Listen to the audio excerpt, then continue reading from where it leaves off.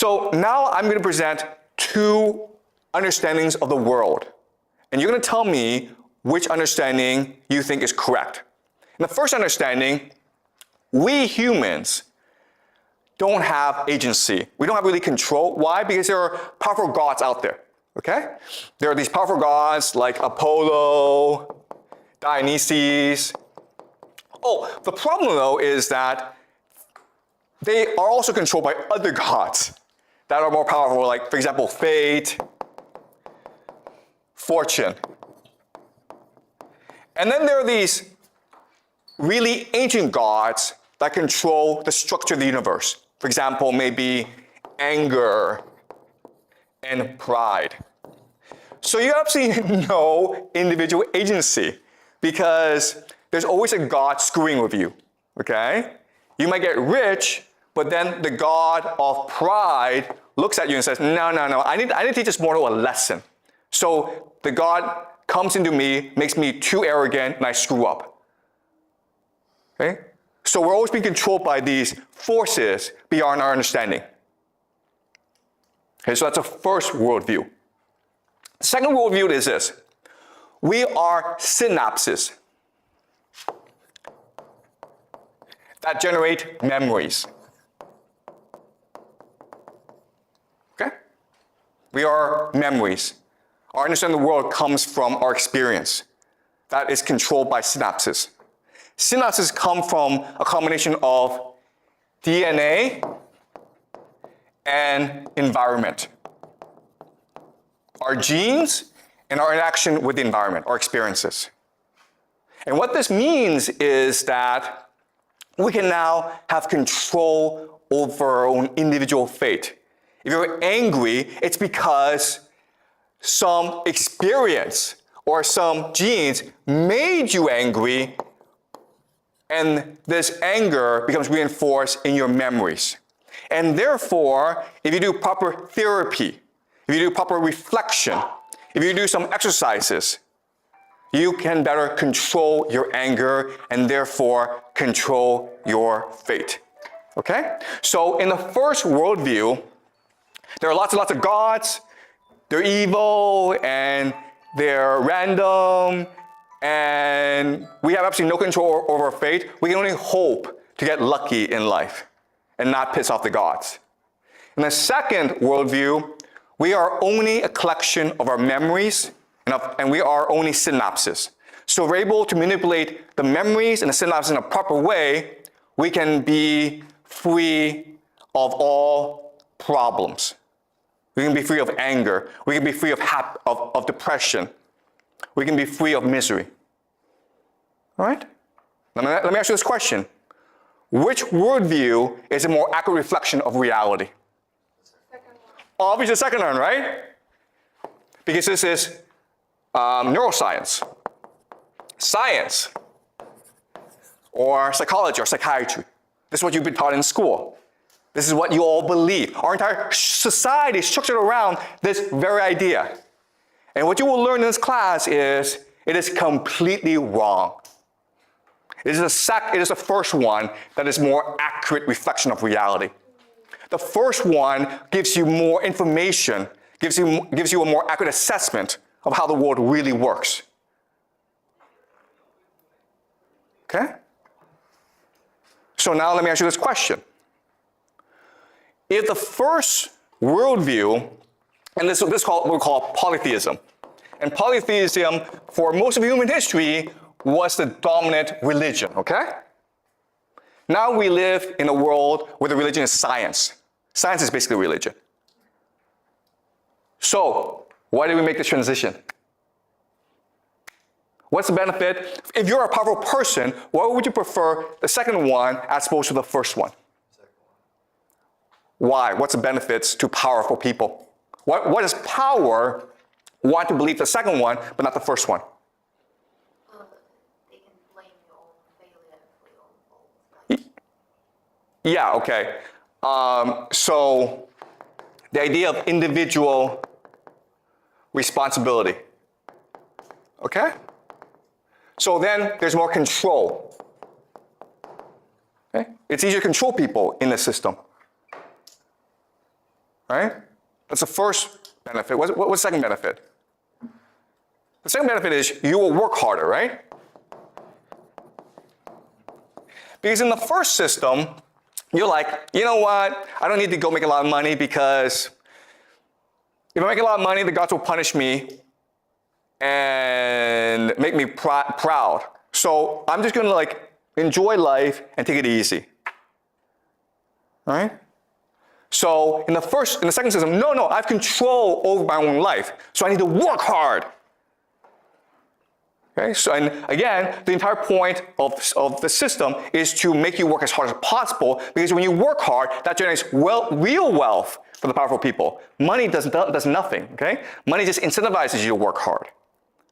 So this exists in order to make you work harder. And there's one more benefit, or there's more benefits, but what's another benefit? Okay, the other benefit is this. Powerlessness. It makes you powerless. Why? This system is designed to make you absolutely powerless. Why? You can't control anything. Why? Everything is controlled by gods and fate. No. You see again, this is how you're brainwashed.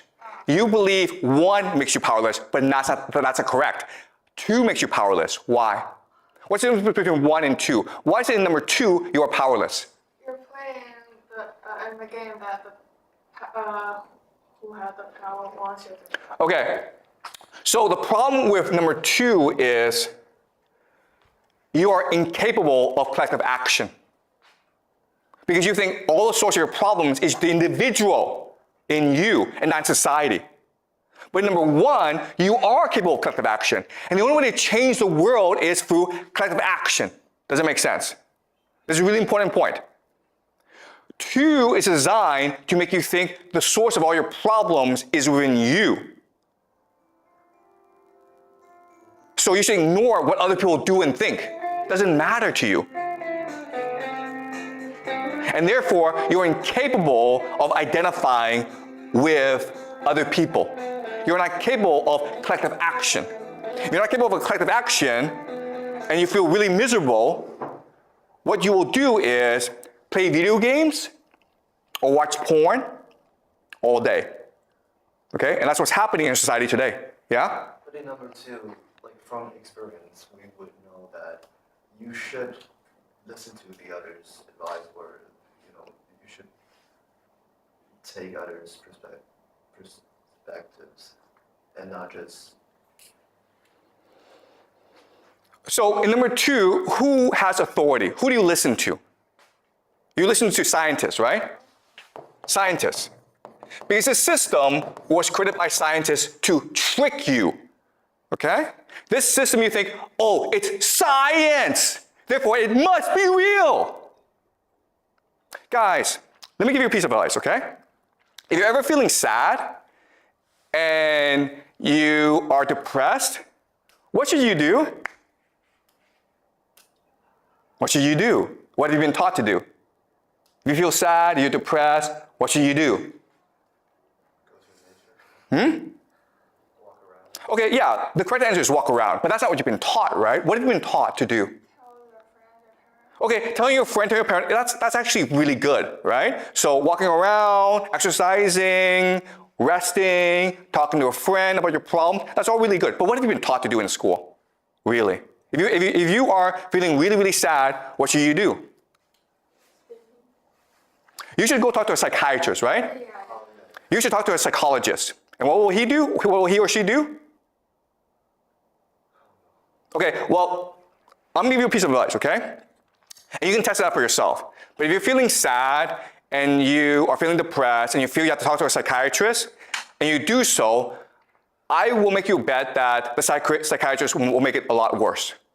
You will feel worse after talking to a psychiatrist. Okay? And the reason why is the system is not designed to cure you of any problems. The system is to make you dependent on authority.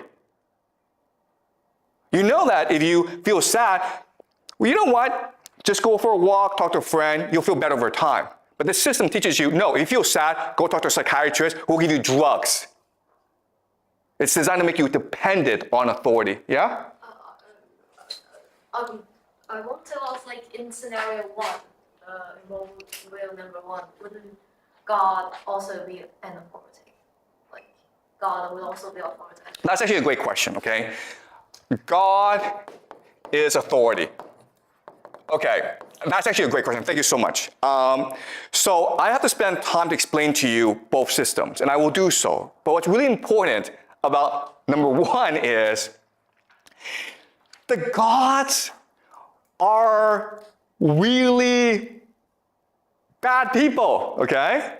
The gods in number 1, the polytheistic system, they fight all the time. They're vengeful, they're angry, they're proud, but because they're gods, they can get away with it. And that's the difference between humans and gods. We're all the same. We're all angry. We're all jealous. We all fight, okay? But the gods can get away with it. The humans cannot. Gods can do hubris. We cannot do hubris. Do you understand? So the idea that, the people in power are benevolent. The people in power are authority figures who are after our best interests. That is a new modern concept. Before, it was assumed that the king is a king. Why? Because he's favored by the gods. It's not because he's a good person. It's not because he's a just ruler. It's just because the gods like him for whatever reason. But guess what? The gods give and the gods take. Maybe today, the king will rule us, but maybe 5 years from now, he gets unlucky and the gods kill him. Too bad. If you read Greek mythology, and we will do so in this class, okay? We'll go over into Greek civilization. We'll look at Oedipus. We'll look at Homer, the Iliad, okay? They talk about this all the time.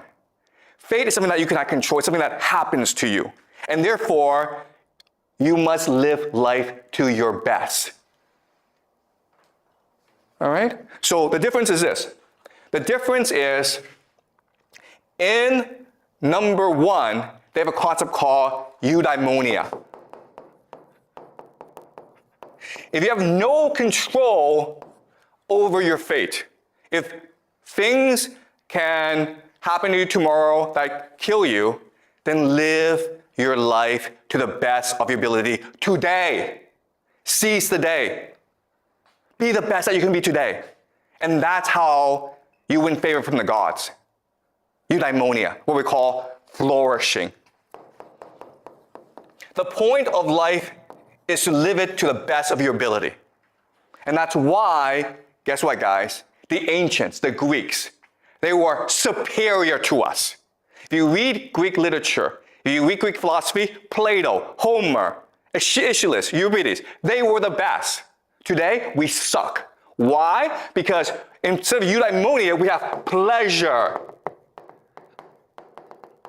Rather than flourish as creative people, we're like, how do I enjoy my life today? How do I not feel sad? Okay? So in the first system, even though it sounds like we have no control, we have no agency, but it inspires us to live to the best of our ability. In the second system, we're like, you have complete control of your life. It enslaves us. Okay? All right. Now let's move on to the third and final example. Okay. And I know this is shocking. I know this is surprising. But over the course of the semester, I will give you enough evidence to convince you that this is all true, okay? But I'm just setting up the structure and the framework today.